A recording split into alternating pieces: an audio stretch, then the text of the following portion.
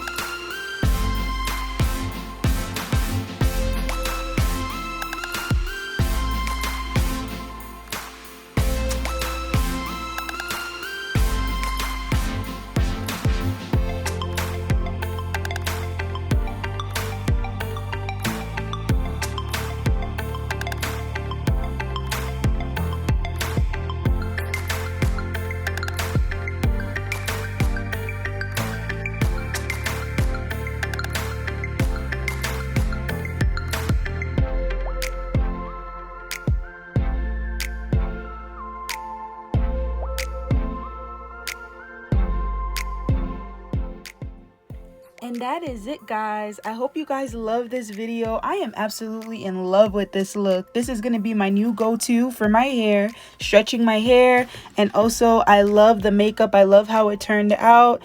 I love how summertime it is. And I hope that you guys enjoyed it as well. If you guys like any of the products that you see in this video today, head over to nkechibeauty.com and get your products. We have lashes, we have palettes, we have lip liners, lip glosses, and we have so much more to come. Thank you guys for watching, and don't forget to like and subscribe. And I hope that you guys enjoy the video and the rest of my other videos.